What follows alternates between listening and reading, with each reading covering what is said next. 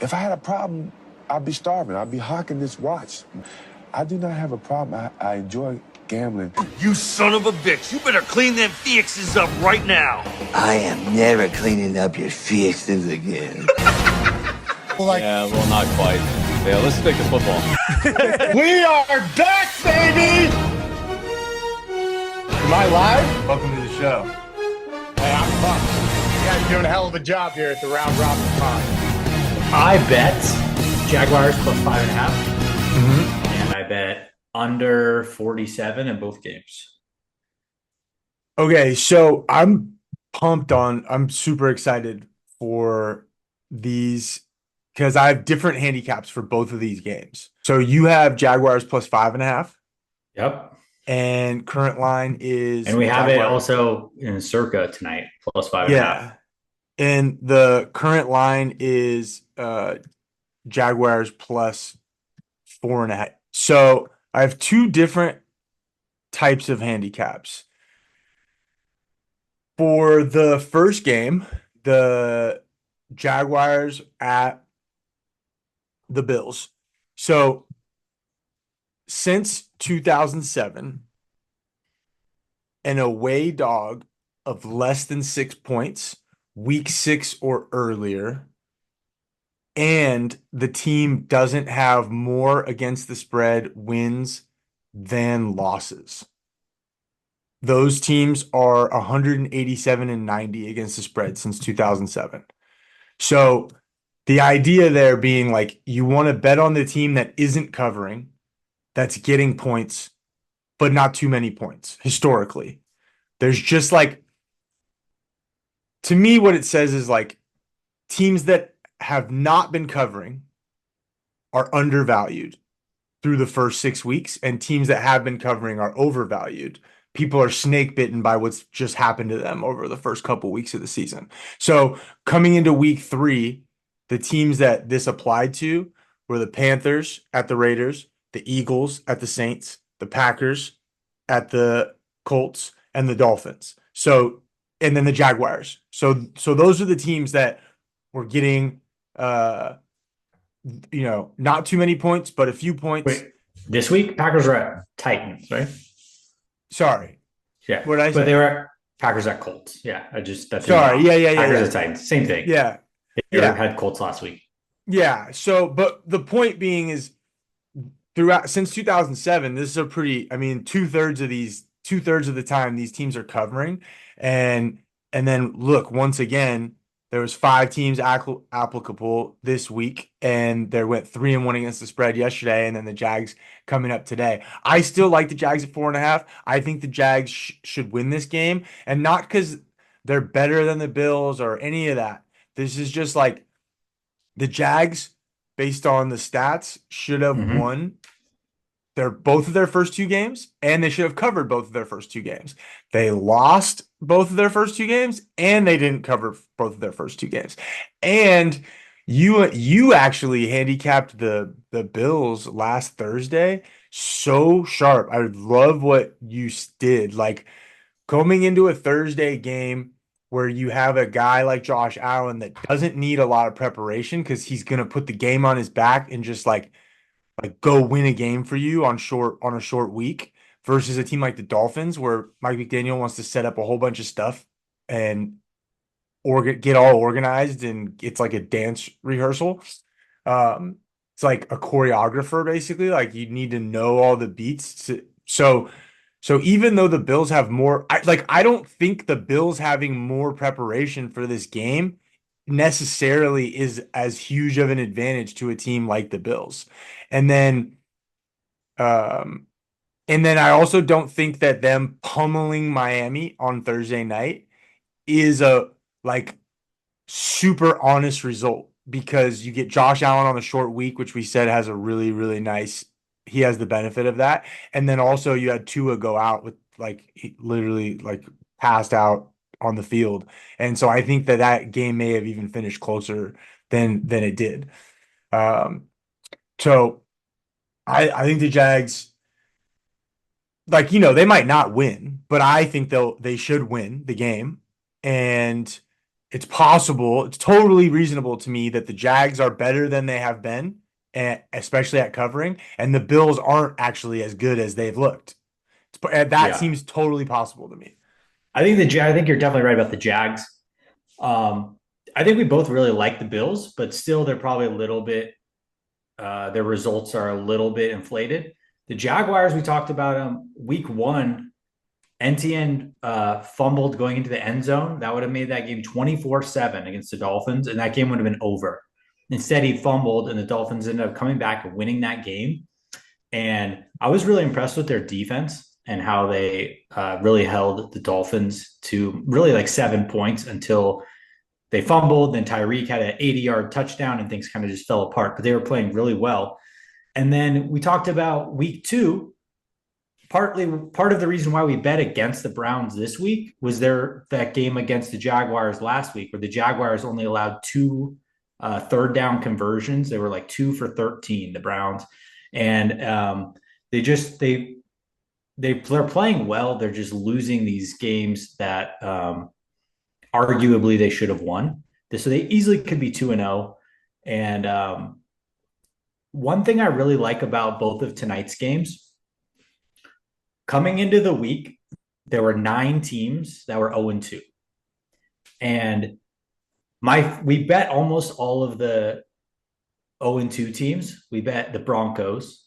We bet the Giants. I really like the Ravens. We like the Rams. There was a bunch. And the 0-2 teams this week on the money line went 6-1. And they're including the Panthers. It's just like when you're 0-2, you have to win this game. It's like your biggest game of the season. You can say what you want about like opening day, but start 0-2 is way bigger than opening day or any other game. So 0-2, your season is on the line. You have to win. So that's another reason I just think the Jaguars have like the ultimate all-in moment tonight. They have to win this game. You're getting points. I like betting them on the money line, but we have to be on the Jaguars side. We can't lay the points with the Bills here. I think you have to take the Jaguars, and then we can talk about the other game later. But the last game is also an 0-2 game. Yeah, so no, I think it's a perfect segue into the next game. So you're gonna disagree with my handicap for the second game because you're probably gonna love the 0-2 Bengals. But so 2 things that apply to both games. So the next, obviously the second game, obviously we have a Monday doubleheader on week 3 for some reason, which is great. The Commanders are getting 7.5 at Cincinnati, and that actually was 7 yesterday or earlier today. So it looks like the market agrees with you a little bit, and some money came on the Bengals today. But so far this season, teams getting more than 50% of the public action are 17, 28, and 1 against the spread. So that's 38%. Tonight, 67% of the money's on the Bills, 59% of the money's on the Bengals. Now, here's another stat that applies to both games, in my opinion. So far this season, the NFL unders are 27, 18, and 1. That would be the second best mark for unders in the last 20 years through 3 weeks. And so that's pretty obvious. If the scores are lower, then it's much easier for underdogs to cover. Now, here's a stat specific for this particular game. As we both know, underdogs of 6 or more points so far on the season are 11-1 against the spread. The only loss being that really tough spot for the Patriots coming off of the overtime loss and then having to go play in New York on Thursday. That's literally the only game that hasn't covered. And then 7-5 straight up on the money line. So I really like the Commanders, and this is a totally different handicap for me. I think it's very possible that the Bengals aren't very good, and that they got all the way up to play the Chiefs last week in Kansas City. Like that was like how you're saying an 0-2 team coming into week 3 is going to be like totally locked in and absolutely has to win this game. I actually think that was their approach to last week's game. And now this is like an actual super sick letdown spot for them where they come home. Jamar Chase has his little freak out on the refs for the hip drop tackle that takes him out of field goal range. They get the pass interference call that they didn't like. They feel like they got wronged. The Chiefs magically win again. And then all week, everyone said, hey, the Bengals actually are really good for almost beating the Chiefs. Like everything's fine in Cincinnati. They were literally the favorites to win the AFC North until the Steelers won yesterday. So I get what you're saying that like there could be like a really good 0-2 spot, but I think the Commanders are good. That like their offense has been really efficient. Like as we saw yesterday with rookie quarterbacks, Bo Nix, like some of these guys looked so much better coming after 2 weeks of playing. Like I really my instincts are Jaden Daniels balls out and you get a huge rally around him with a Commanders team that's playing on national TV together for the first time, super young team, new coaching staff, like super locked in, and it's their Super Bowl against a Bengals team who I think might be in a really weird letdown spot after blowing a game against the Chiefs. They still have all this Jamar Chase stuff going on. Burrow hasn't looked that good to me, blah, blah, blah, blah, blah. So that's kind of where I'm at with it. I would play the money line. And I'm not saying they're for sure going to beat the Bengals, but I do think it'll be a coin flip game and they'll cover the 7.5.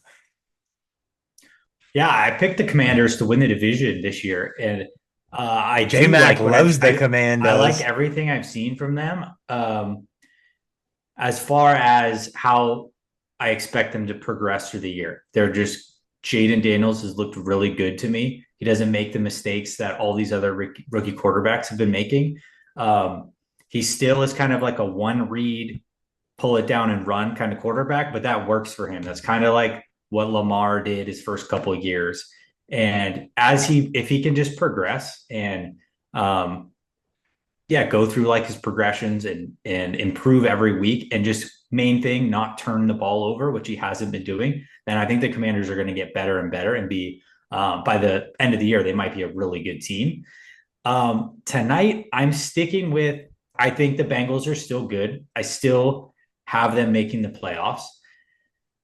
I trust Joe Burrow in a game like this more than Jaden Daniels right now. And at home in Cincinnati, I think so how I see it playing out. I do like the under. You mentioned scoring is down, and scoring is specifically down in the primetime games. So far this year, the primetime games are 7-2 to the under. And one game that we threw out was the Brazil game. That game went over. The field was a mess. The Mud Bowl. The defense couldn't that game.